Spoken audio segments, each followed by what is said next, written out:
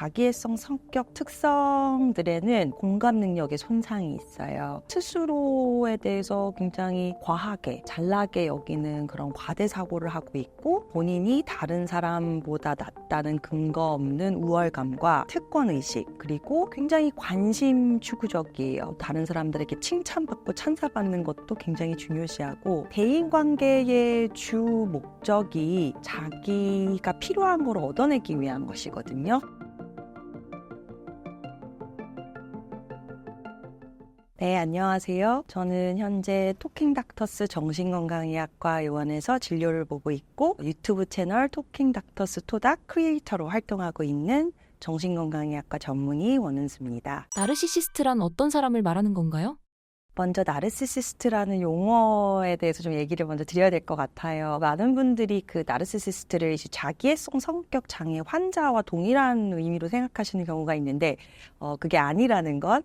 요즘에 많이 흔히 사용되고 있는 나르시시스트라는 단어는 사회심리적인 용어예요. 자기애성 성격 장애 환자라는 개념보다 훨씬 더 큰 개념이고, 내면의 본인의 어떤 내적인 결함이나 불안정한 정체성, 이런 자존감을 왜곡된 방법으로 가리기 위해서, 보완하기 위해서 소위 자기애성 성격 특성이라는 적대적인 성격 특성을 띈 채 주위 사람들에게 반복적으로 피해를 주는 사람을 일컫는 용어입니다. 그래서 이제 이게 진단명이 아니라는 걸 제가 강조드리는 이유는, 만약에 나르시시스트가 이제 전문적인 진단 용어면 전문가가 아닌 분들이 누군가에게 저 사람 되게 나르시시스틱해, 나르시스트라는 단어를 사용할 수가 없잖아요. 그래서 이제 그 부분을 이제 강조를 하고 있습니다. 그래서 나르시시스트적 특성, 자기애성 성격 특성들에는 이제 뭐 수십 년간 연구되어 온 DSM 정신질환 진단 및 통계 편람에 자기애성 성격의 특성들이 이제 정의가 되어 있습니다. 그래서 그 중에 대표적인 것들이 공감 능력의 손상이 있어요. 그리고 스스로에 대해서 굉장히 과하게, 잘나게 여기는 그런 과대 사고를 하고 있고, 본인이 다른 사람보다 낫다는 근거 없는 우월감과 다른 사람들보다 훨씬 더 좋은 대우를 받기를 마땅하다는 이런 특권의식, 그리고 굉장히 관심 추구적이에요. 되게 다른 사람들의 관심을 받기를 비정상적으로 과하게 원하고 그거를 추구하고, 그리고 다른 사람들에게 칭찬받고 찬사받는 것도 굉장히 중요시하고, 대인관계의 주 목적이 자기가 필요한 걸 얻어내기 위한 것이거든요. 그래서 딱 그만큼만, 자기가 필요한 걸 얻을 수 있을 만큼만 관계를 맺기 때문에 관계 양상이 굉장히 피상적이에요. 그리고 분노감을 포함해서 우울감까지 여러 가지 이제 정서 조절에 취약한 부분들,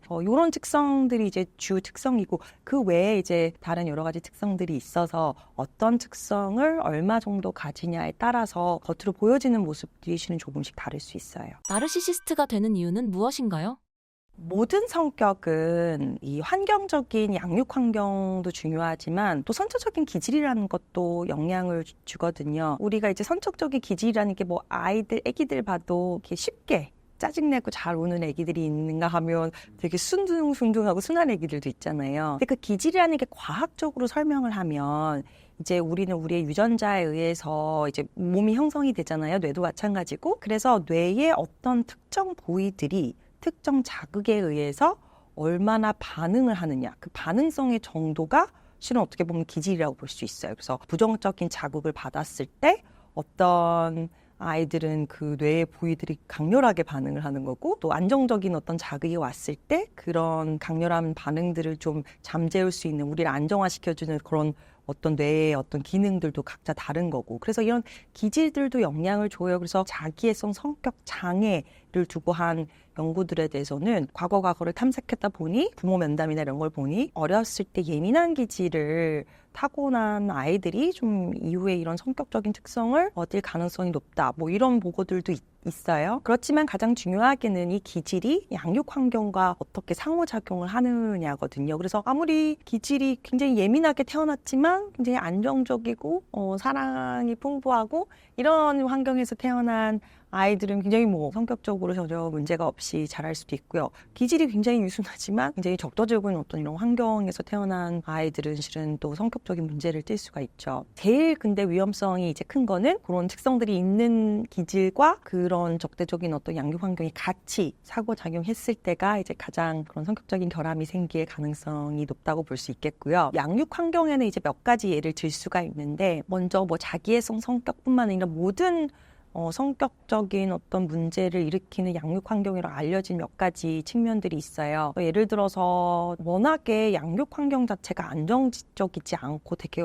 혼란스러운 그런 상황에서는 아무래도 이제 부모와의 애착 관계가 좀 건강하게 형성되지 않을 수가 있잖아요. 그래서 그런 경우도 좀 있을 수가 있고, 외상적인 경험을 직접 경험했거나 보거나 그게 신체적인 외상이든 정서적인 외상적인 경험이든 이런 것들이 반복됐을 때도 그런 성격적인 결함으로 이어질 수가 있고, 아이들도 아이들이지만 그 적절한 본인들만의 바운더리가 필요하거든요. 근데 이제 어떤 부모들은 당연히 자녀들이 적절한 훈육은 필요하죠. 그렇지만 정말 기본적인 바운더리를 너무 침범해서 과하게 통제적이고 간섭을 하고 이제 그런 바운더리를 적절하게 지키지 못하는 어떤 부모 밑에서 아이들도 이제 이런 성격적인 결함을 보일 수 있고, 그 주 양육자가 예측 불가능한 행동들을 지속적으로 하는 경우에 그것도 굉장히 아이들 정서에 좋지 않습니다. 그리고 우리가 대인관계를 하는 거를 우리는 어렸을 때부터 배우는 거거든요. 양육자와의 소통과 교류를 통해서 어떻게 대화를 하고 교류를 하고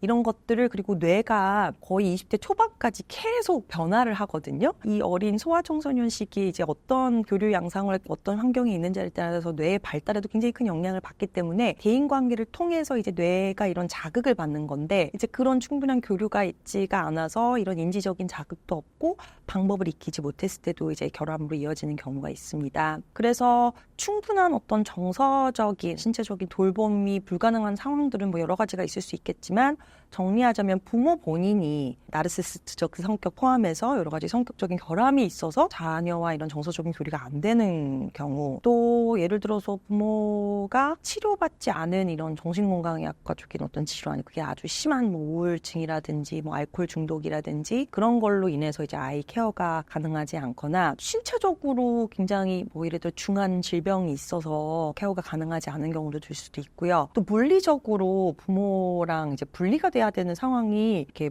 떨어져서 이렇게 뭔가 양육을 지낼 수밖에 없는 상황이 있었다. 그런 것들도 좀 영향을 주고, 특히 우리나라에서 더 좀 관찰을 할 수 있었던 부분들은, 물론 요즘에 분위기가 바뀌고 있지만 얼마 전까지도 지금도 그런 부분이 있고요. 가족 분위기 내에서 가족이 너무 이제 좀 권위적이거나 가부장적인 분위기이기 때문에 부모와 자녀 사이에 이런 되게 이렇게 편한 교류나 소통, 친구 같은 이런 대화, 이런 것들 자체가 허용되지 않는 집안 분위기들이 있었잖아요. 그런 것들도 실은 자녀의 정서에 좋지 않은 영향을 끼칠 수가 있고, 특히 태어난 순서나 성별에 따라서 자녀들 간의 어떤 차등이 눈에 띄게 처음부터 주어지는 경우도 그런 거에 영향을 줄 수가 있겠습니다. 요즘에 이제 많이 걱정을 하시는 부분이 이제 너무 과보적인 부모들이 많아졌다는 거죠. 모든 이렇게 과보하는 부모 그렇다는 건 아니지만, 특히 좀 나르시시스틱한 성향이 있는 부모들 경우에서 이렇게 자녀들을 좀 과보하는 경우도 생겨요. 그 이유는 뭐냐면, 나르시시스틱한 사람들은 앞서 얘기 드렸듯이 좀 본인 스스로에 대한 과대사고가 존재하고 있잖아요. 그거를 자기 자녀한테도 많이 투사를 해요. 용어로는 나르시시스틱 익스텐션이라고 이렇게 자기의 연장선상으로 바라본다는 거죠. 그래서 아이를 이제 너무 이상화해서 보는 거죠. 그래서 내 아이는 완벽해. 내 아이가 최고야. 이런 사상으로 이 부모의 역할이라는 거는 자녀에게 어떤 문제가 있고 어떤 이슈가 있고 그걸 적절하게 파악을 하고 아이가 스스로 그거를 극복할 수 있고 할 수 있게끔 그 지지하는 게 실은 부모의 역할이잖아요. 근데 이제 그런 역할을 수행하지 않고 무조건 너가 한 거는 다 잘하는 거야, 이런 태도로 일관을 하면, 원래 우리는 어렸을 때는 다 나르시시스틱해요. 아이들이 보면 어떻게 보면 세상의 중심이잖아요, 자기가. 근데 모든 사람들이 이런 나르시시틱한 측면이 있다가 점점점 나이가 들면서 그런 부분들을 이제 건강하게 현실적인 부분들을 이제 인지를 하면서 내려놓는 과정이 우리가 이제 성장하고 성숙하는 과정인데, 부모가 이렇게 너무 아이를 자기의 심리 때문에 이제 이상화하는 태도로 아이를 대하면 이 아이가 그 제대로 자기의 이런 나르시시스틱한 측면을 내려놓는 과정을 밟지를 못해요. 그런데 이제 아이가 실제로 이제 유치원도 가고 초등학교도 입학하고 하다 보면 자기보다 잘난 친구들을 어떻게 안 만나겠어요. 자기보다 뭐 운동 잘하는 친구도 있고 뭐 더 뭐 외모도 멋있는 친구도 있고 뭐 공부도 잘하는 친구도 있을 수 있고. 근데 이렇게 정서적으로 적당하게 우리 너는 요것도 잘하지만 요것도 뭐 이렇게 적절하게 이렇게 하는 부모 밑에 아이들은 그래 제가 나보다 이런 부분은 또 훌륭하지만 난 또 이런 부분도 잘하고 이런 거를 좀 스스로 이게 좀 소화하는 시간이 있는데 너무나 이 과대성이 부풀려진 아이는 그런 친구들을 보면 불필요하게 수치심을 느끼게 되는 거예요. 자기 스스로가 완벽하다고 들었는데 실제로 완벽하지 않고 나보다 잘난 사람이 있다 보니까. 그래서 자기 어떤 이런 수치심과 이런 부분들을 이제 외부에 막 투사를 해서 실은 뭐 그 친구들을 괴롭힌다거나 뭐 싸움도 뭐 이런 식으로 좀 나타날 수도 있는 거고요. 그래서 성장 과정에서 되게 중요한 부분이 적절할 정도의 좌절감을 경험하는 거거든요. 조금의 좌절감을 계속 경험하면서 내가 그걸 딛고 이기는 과정에서 성장을 하는 건데 이런 적절한 좌절감을 느낄 기회를 주지 않는 너무 자녀를 이상화하는 부모들 밑에서 성장하는 자녀들은 제대로 된 어떻게 보면 성숙의 과정을 할 기회 자체가 이제 박탈이 되는 거죠. 우리가 나르시시스트와의 관계에 주목해야 할 이유가 있을까요? 병원에 대부분 오시는 환자분들, 내담자분들은 이제 증상으로 오시죠. 너무 우울하고 잠 못 자고 공황장애 있으시고 불안하시고 이래서 오시지만 증상은 나타나는 현상이에요. 이미 이제 스트레스를 많이 받아서 몸이 반응한 건데요. 그래서 정신건강의학과적인 진료에서 중요한 거는 단지 이제 그 증상을 뭐 약물 치료든 뭐 그 외의 치료로 치료하는 것도 중요하지만 그 증상을 초래한 스트레스의 원인을 파악하는 것도 굉장히 중요한 거거든요. 그래서 이제 그 원인 파악을 위해서 이제 여러 번 깊이 있게 면담을 하다 보면 대인관계 스트레스로 인해서 오시는 분들이 정말 많아요. 본인과 중요한 관계들, 뭐 가족, 매일 봐야 되는 직장 동료, 뭐 아주 친한 친구 등등등 해결되지 않은 갈등으로 인해서 아무리 내가 노력을 해봐도 이 문제가 지속되다 보니까 뭔가 내가 문제인가 보다 하면서 되게 스스로 자책하고 자존감이 많이 떨어진 상태에서 이제 스트레스를 많이 받다 보니까 이렇게 증상까지 이제 생겨서 오시는 분들이 많은데 가만히 이제 그 일어났던 상황들을 들어보니까 이게 오히려 저를 찾아오신 분이 그 갈등을 초래한다기보다는 그 갈등의 그 상대가 상당 부분이 갈등을 초래하고 지속하는 데 기여하고 있다는 거를 수많은 면담을 통해서 인지를 하게 되었고 그리고 물론 제가 그 상대방들을 직접 만나서 평가하지 않은 이상 확실할 수는 없지만 말씀 주신 내용을 토대로 보면 나르시시스틱한 측면들을 상당 부분 지니고 있다라는 어떤 생각이 들어서 실은 그래서 그거를 계기로 제가 원래 진료실 안에서 이제 1대1로 제 환자분들과만 했었던 내용들인데 이게 너무나 많은 분들한테 이제 영향을 준다는 거를 인지를 하고 그래서 이제 제가 유튜브도 하고 좀 더 큰 플랫폼에서 이거를 얘기를 드릴 수 있으면 좋겠다라는 생각에 이제 유튜브를 시작을 했었던 거고요. 대부분 관계라는 거 중요한 관계는 뭐 6개월, 1년 이런 거보다는 5년, 10년 심지어는 뭐 부모라고 하면 40년, 50년 하여튼 몇십 년이잖아요. 그러니까 이 증상 자체가 너무 오랫동안 지속된 경우가 많아요. 그 유의미하게 치료해야 될 그리고 어렸을 때부터 이미 예를 들어 부모가 나르시시스틱한 분들 같은 경우에는 어렸을 때부터 이미 우울증이 심하게 오신 분들이 많아서요. 본인이 이 감정 상태가 우울하다는 거를 인지를 못하는 경우도 많아요. 이게 그냥 자기의 그냥 항상 이 기분이었다는 거예요. 근데 파악을 하고 나면 우울증 증상들이 상당 부분 잔존하고 있었다는 걸 알 수가 있고요. 우울증과 이게 스트레스가 관련된 정신건강의학적인 증상과 면역 기능의 연관성은 정말 너무나 막 수만 편의 논문들의 보고가 있거든요. 그래서 결과적으로 이게 면역 기능에 영향을 끼치면서 갖가지 뭐 소화기 증상, 뭐 자가 면역 질환, 통증, 심지어는 상담받아 오신 분들 중에서 과거력 중에 암 치료나 수술 받으신 분들 정말 많아요. 그래서 단순히 어떤 정서적인 뿐만 아니라 신체적인 어떤 영향도 크게 줄 수 있다는 거. 그리고 생각보다 사회에 너무 많은 이슈들이 나르시시즘과 연관이 돼 있어요. 가족관계 안에서는 뭐 아까 자녀들의 정서 문제도 얘기를 했었지만 아이들의 방임이나 폭력, 아동폭력 이런 상황들도 연관성이 굉장히 깊고 특히 또 우리나라에서 좀 자주 접할 수 있는 이런 극심한 고부간 갈등 막 이런 부분들 또 남녀관계 안에서는 데이트 폭력, 결혼 부부 생활 안에서는 외도, 의처증, 의부증 그리고 직장에서는 직장 내 괴롭힘, 성희롱 이런 부분들 그리고 사회 전반적으로는 성별이냐 인종이나 어떤 정치적인 이념에 따른 극심한 어떤 집단 간의 갈등, 뭐 갑질, 악플러, 각종 범죄 모든 이슈들이 너무나 이 건강하지 않은 나르시즘과 연결돼 있기 때문에 저는 이 이슈가 정말 자세하게 저희가 앞으로 들여다봐야 될 이슈라고 생각하고 있습니다. 나르시시스트의 유형엔 5가지가 있다고 들었는데 어떤 유형이 있나요?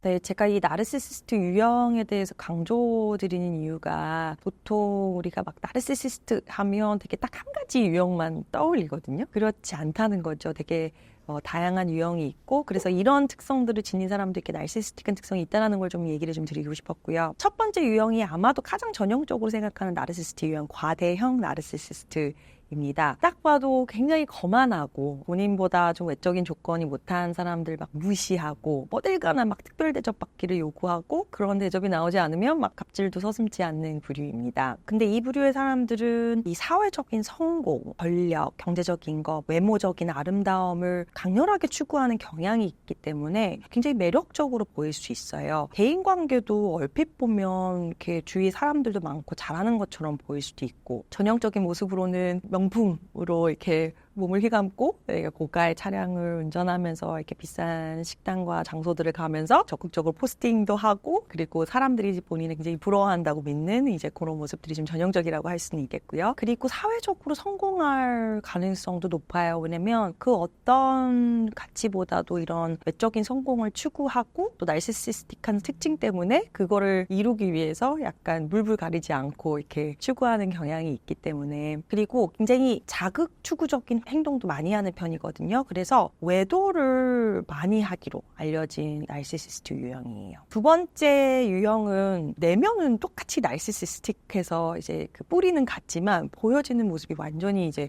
반대처럼 보여지는 취약형 나르시시스트예요. 그래서 이 부류는 오히려 겉으로 봤을 땐 되게 좀 소극적이고 어떻게 보면 대인관계도 좀 불편해하는 것 같고 되게 조용하고 내성적이고 이렇게 좀 보일 수 있어요. 그래서 사람들이랑 오히려 교류하는 것도 조금 회피하는 듯한 느낌도 좀 들 수 있고 그러다 보니까 약간 과대형 나르시시스트들보다는 좀 사회적인 성공을 이뤘을 가능성을 좀 떨어지는 거로 보고 있어서 딱 봤을 때 대문고 막 거만하고 잘난 척하고 그런 느낌은 아니에요. 근데 오히려 약간 글루미하고 좀 뚱하고 이런 모습을 보일 수 있고요. 그치만 나르시시스틱하기 때문에 본인 스스로에 대한 어떤 과대 사고가 분명히 존재하거든요. 본인은 잘났는데 성공을 하지 못한 이유는 다른 사람 탓, 환경 탓, 세상 탓 이렇게 좀 다른 사람들 외부를 좀 원망하고 비난하는 모습들을 많이 보일 수 있고요. 그래서 피해자 코스프레를 잘하는 것으로 좀 알려져 있어요. 그래서 악플러나 인터넷 트롤 이런 개념을 취약형 나르시시스트로 설명하는 연구들도 꽤 있고요. 본인은 다른 사람한테 굉장히 비판적일 수 있어요. 근데 누군가가 정말 약간 조금이라도 본인이 뭔가 부족하거나 잘못됐다는 뉘앙스라도 풍기더라도 엄청난 분노감으로 반응을 할 수 있고요. 그런데 한 사람이 이 과대형 나르시시스트와 취약형 나르시시스트 모습을 번갈아 갈 수 있어요. 예를 들어 되게 과대형 나르시시스트가 있었는데 되게 막 사업이 막 잘 되는 상황이었어요. 근데 갑자기 사업이 망했어요. 그러면 이 취약형 나르시시스틱한 모습이 수면 위로 올라올 수 있고 반대로 취약형 나르시시스트들이 외적으로 갑자기 잘 풀렸을 때 뭐 주식이 대박이 났다든지 그러면 과대형 나르시시스틱한 모습들이 나타날 수 있고 그래서 사람들이 왜 갑자기 막 대박이 나서 성공을 했는데 사람 너무 변했더라. 옛날에는 되게 순하고 착했는데 변한 게 아니죠.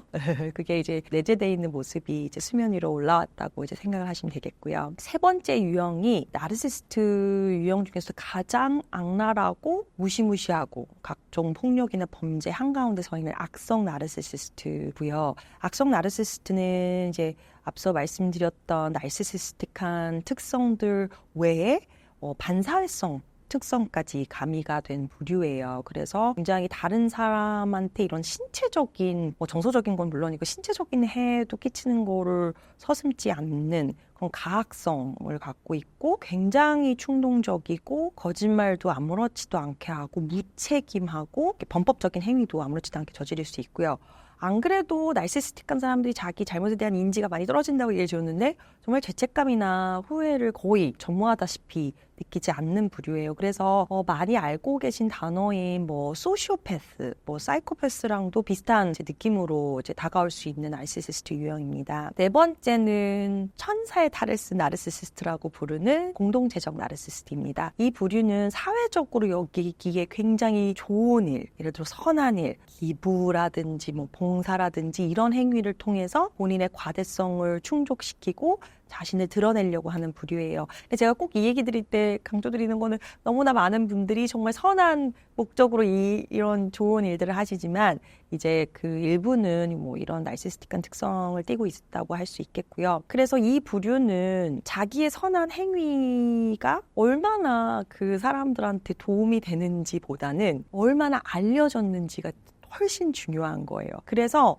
자기가 어떤 행위를 하면 반드시 그게 매스컴이나 뭐 SNS를 통해서 알려지기를 원하고 그게 알려지지 않았을 때는 엄청난 분노를 표현할 수 있고요. 근데 왜 우리가 사람들은 다 그런 마음이 있잖아요. 우리 좋은 일 하면 알아주면 좋고 칭찬받으면 기분 좋고 다 누구나 그런 마음이 있는데 예를 들어서 내가 되게 좋은 일을 했는데 그게 뭐 알려지지 않았어요. 그럼 약간 서운할 수는 있지만 내 행위 자체가 사람들한테 얼마나 좋은 영향을 끼쳤는지가 더 중요한 거잖아요.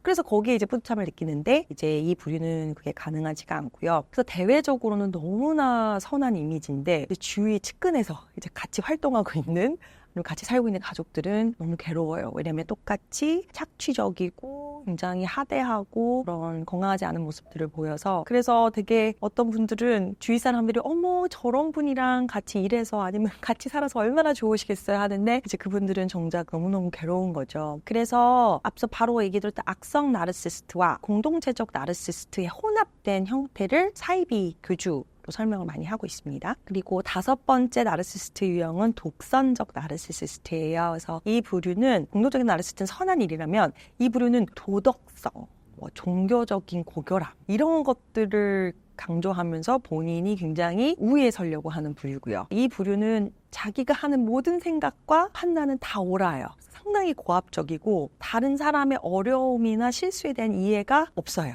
그래서 예를 들어서 상대가 뭐 열심히 노력하다가 뭐가 잘 안 풀려서 뭔가 경제적으로 어려운 상황이에요. 그럼 그 과정에 대한 이해는 없고 잘 안 풀렸네? 저 사람은 게으르고 나약하고 노력이 부족한 거고 막 이런 식으로 나올 수 있어요. 그래서 상대방을 정죄하는 태도를 통해서 본인이 우위에 서려고 하는 부류고요. 그리고 굉장히 돈에 예민해요. 특히나. 그래서 이 독선적 나르시시스트가 예를 들어 아빠다. 그러면 가족이 어떤 모습일 수 있냐면 엄마를 포함해서 모든 자녀들이 이제 군대처럼 도는 거예요. 아빠의 모든 얘기에 정해진 스케줄에 정말 그 모든 규율과 규칙과 원칙을 지켜야 되고 그걸 지키지 않으면 굉장한 보복적인 행위들이 돌아올 수 있죠.